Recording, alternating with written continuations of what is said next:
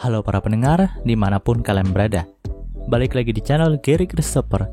Oke, pada video kali ini, gue akan kembali melanjutkan tentang pembahasan light novel Otome Game.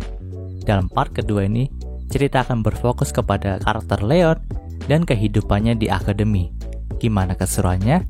Mari kita mulai langsung aja pembahasannya. Pada part sebelumnya, kita sudah mengetahui bahwa Leon itu sudah mendapatkan harta dan pulau yang seharusnya didapatkan oleh sang protagonis. Dan karena hal itulah, Leon dijadikan seorang baron oleh pemerintah. Dan karena hal itu juga, Leon dimasukkan ke dalam kelas lanjutan bersama banyak wanita bangsawan yang memandang rendah para laki-laki. Pada part kali ini, cerita pun diawali dari Leon yang baru saja masuk ke dalam akademi yang berada di ibu kota Holford. Di sini, Leon itu satu angkatan dengan pangeran, sang protagonis dan antagonis dari game Otome ini. Diketahui, sang antagonis itu bernama Angelica, yang merupakan putri seorang duke. Tapi, Leon tidak terlalu memperdulikan hal itu karena memang ia hanyalah ingin hidup tenang dalam akademi ini. Panel cerita pun berpindah ke pesta penyambutan para bangsawan desa yang ada di akademi ini. Di sini, Leon itu langsung mendapatkan dua teman yang bernasib sama seperti dirinya, yaitu hampir dijodohkan dengan wanita yang usianya jauh di atas mereka. Kedua teman Leon itu adalah Daniel dan Raymond. Di sini Leon juga sempat berkenalan dengan senpai-nya yang bernama Rukul, dan kebetulan Rukul adalah teman dari kakaknya Leon yang bernama Nick. Ternyata Leon juga sudah terkenal di kalangan siswa akademi itu sebagai seorang petualang muda yang sudah sukses. Lalu, Leon pun mengungkapkan bahwa alasannya melakukan petualangan itu bukan karena ia ingin mencolok, tapi ia hampir saja dijadikan suami dari wanita yang berumur 50 tahun lebih. Jadi, ia mesti mendapatkan uang untuk mendaftarkan ke akademi ini. Dan, karena alasan itulah, ia menjadi seorang petualang. Selain itu, mereka pun berbicara berbagai hal dalam pesta itu. Tapi topik yang paling menarik perhatian dari Leon adalah adanya seorang siswi dari kalangan rakyat jelata masuk ke dalam kelas lanjutan karena ia adalah siswi yang paling berprestasi. Di sini, Leon pun sudah bisa menebaknya bahwa siswi itu adalah protagonis dalam dunia game Otome ini.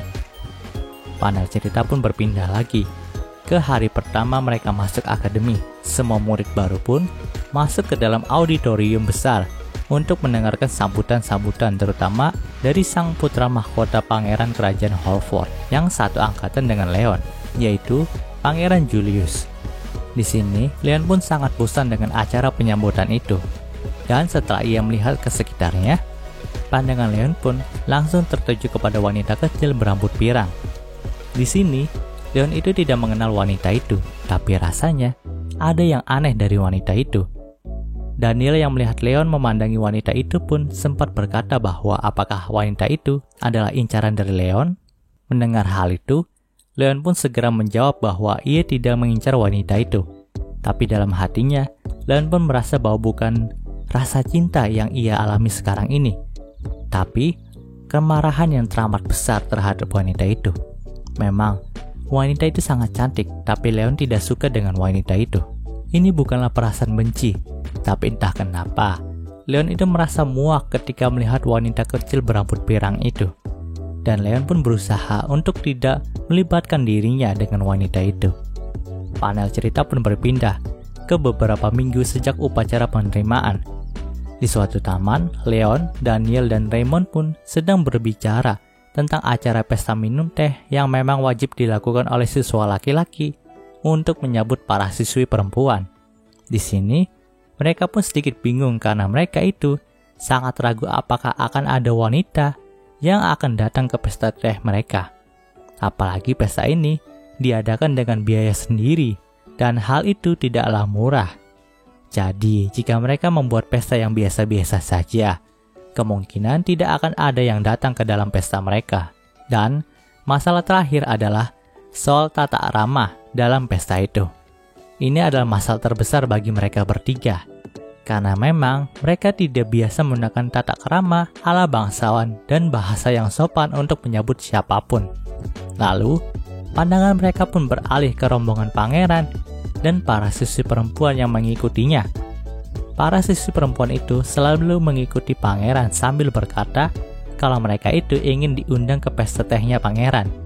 Melihat hal itu, Raymond dan Daniel pun menjadi minder karena memang pangeran itu berbanding terbalik dengan keadaan mereka.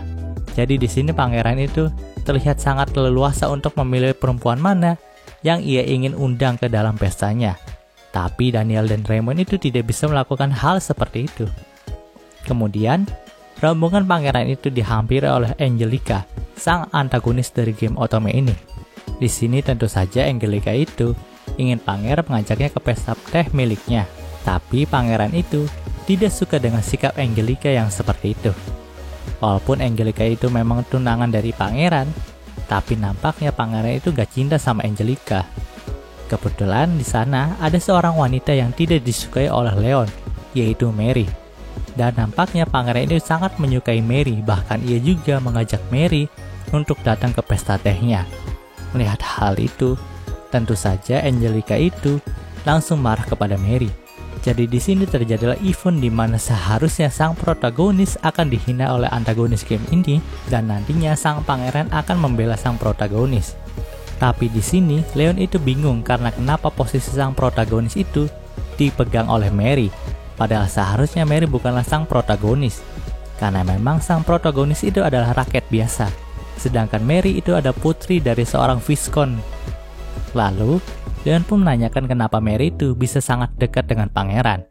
Mendengar hal itu, Raymond pun berkata kalau Mary itu sempat menampar pangeran. Tapi anehnya pangeran itu membalasnya dengan senyuman.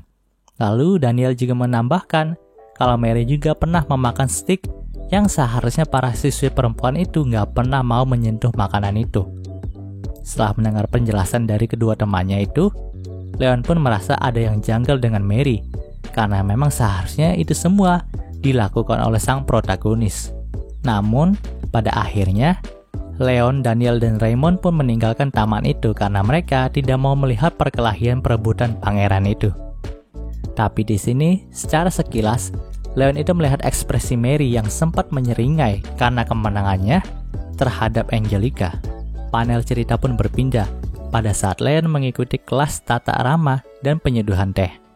Di sini, Leon itu diajari langsung oleh guru yang cukup ahli dan kebetulan guru yang mengajari Leon juga adalah guru yang mengajari ayahnya dulu saat masih berada di akademi ini. Dan secara ajaibnya, guru itu berhasil membuat Leon sangat terpukau dan bahkan sekarang itu, Leon jadi senang banget sama teh dan alat-alat penyeduhnya itu. Melihat hal itu, Daniel dan Raymond pun mengira kalau Leon itu telah terbentur kepalanya karena memang Leon itu dikenal bermulut kasar dan serampangan.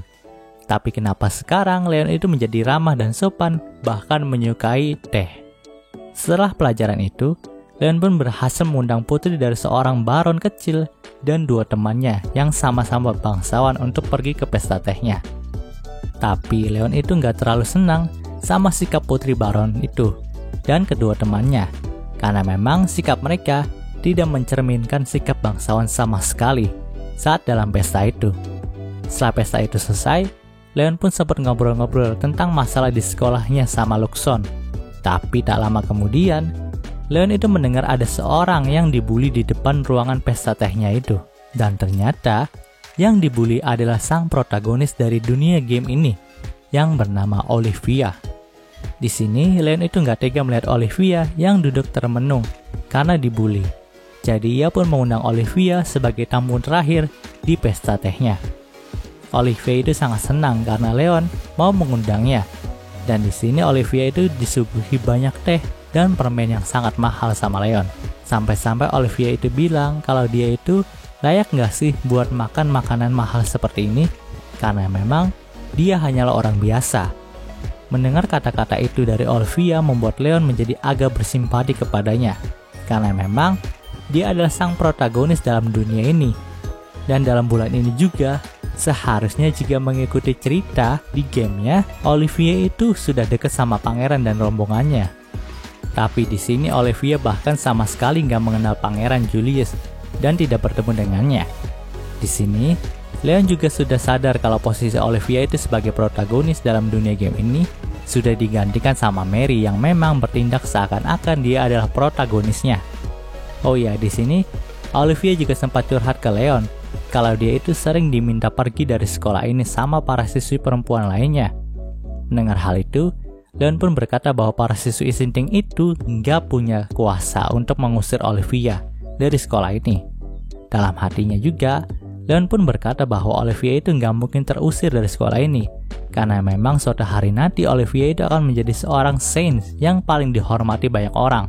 Dan pangkatnya sebagai orang suci itu juga tidak main-main. Jadi tidak mungkin para siswi sialan itu bisa mengusir Olivia dari sekolah ini.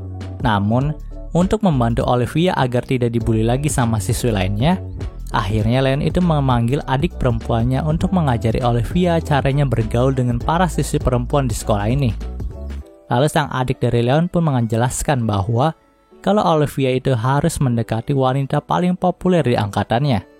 Dan jelas itu adalah sang antagonis Angelica. Di sini Olivia pun mengirim surat ke Angelica dan menyambutnya ke dalam pesta teh. Tapi tentu saja pesta teh itu dibiayai oleh Leon karena Olivia itu tidak memiliki uang sebanyak itu untuk mengadakan pesta teh. BTW, uang yang dikeluarkan oleh Leon untuk membiayai Olivia itu sekitar 100 dia atau 1 juta yen dalam Jepangnya.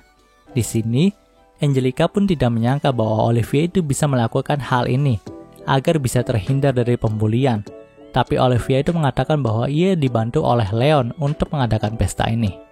Mendengar nama Leon, Angelica pun agak terkejut dan nampaknya Angelica itu sudah mengetahui tentang Leon. Karena memang prestasi Leon itu sudah terkenal di seluruh kerajaan Holford. Di sini, Angelica juga kagum sama Leon karena Leon itu mendapatkan gelar baronnya dengan usahanya sendiri. Lalu Angelica pun berkata bahwa mungkin ia akan membiarkan Pangeran Julius untuk satu tim dengan Leon saat ujian bertahan hidup di dungeon nanti. Panel cerita pun berpindah ke ujian bertahan hidup di dungeon yang telah disiapkan oleh akademi. Di sini, murid kelas 1 ini dibagi dalam kelompok yang cukup besar dan ternyata Angelica itu telah membuat Leon dan Olivia untuk masuk ke dalam kelompok besar yang sama dengan Julius. Jadi intinya, Leon dan Olivia itu diminta menjadi penjaga bagi Julius karena memang Leon itu terkenal dengan julukannya sebagai petualang muda yang hebat.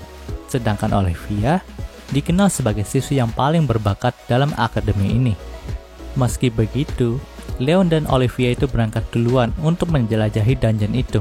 Sementara pangeran dan kelompoknya itu masih terkena drama percintaan. Di sini, Julius itu pengen Mary juga ikut bersama kelompoknya, tapi Angelica itu nggak mau dan bahkan langsung mengusir Mary. Tapi tentu saja, Julius itu membela Mary daripada tunangannya itu.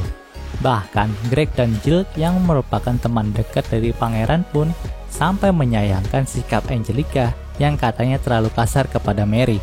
Padahal si Angelica itu nggak kasar kepada Mary. Sementara mereka berdebat, Leon dan Olivia itu sudah mencapai lantai 2 dungeon itu. Bahkan mereka juga sudah mengumpulkan sebuah batu berharga yang bernilai 100 dia atau 10.000 yen jika mereka ambil. Namun, di sini langkah mereka pun sempat dihadang oleh 5 ekor monster semut raksasa. Lalu Leon pun menunjukkan kebolehan dalam berpedangnya di hadapan Olivia. Oh ya, di sini Leon itu menggunakan katana khusus yang dibuat oleh Luxon sehingga ia pun dapat dengan mudah mengalahkan para monster semut itu. Di sini, Olivia pun sangat memuji kemampuan dari Leon. Tapi, saat mereka lengah, tiba-tiba aja ada monster monyet yang hendak menyerang Olivia dengan taringnya. Untungnya, Leon itu sigap dan langsung membunuh monster itu. Tapi tangan Leon itu sedikit terluka. Melihat hal itu, Olivia pun agak sedih karena Leon terluka karena melindungi dirinya. Tapi Olivia pun mengeluarkan sihir penyembuhan yang memang jarang sekali dimiliki oleh manusia di dunia ini. Ketika melihat wajah Olivia yang tersenyum karena berhasil menyembuhkan Leon, Leon pun berkata dalam hatinya memang Olivia adalah sang protagonis yang sesungguhnya. Lalu mereka pun kembali melanjutkan perjalanannya. Sementara itu ketika kelompok Julius menghadapi monster semut yang sama dengan Leon, mereka pun agak kewalahan. Bahkan Julius itu sampai terluka di tangannya seperti Leon. Tapi di sini Mary juga bisa menggunakan sihir penyembuhan. Tapi Mary itu berkata bahwa ini adalah rahasianya. Dan lagi-lagi di sini, Angelica itu telah kalah dalam meluluhkan hati Julius. Karena pada saat Angelica ingin memberikan handuk untuk mengelap luka dari Julius itu nggak mau menerima handuk dari Angelica. Pokoknya nasib Angelica di sini tuh sial banget lah.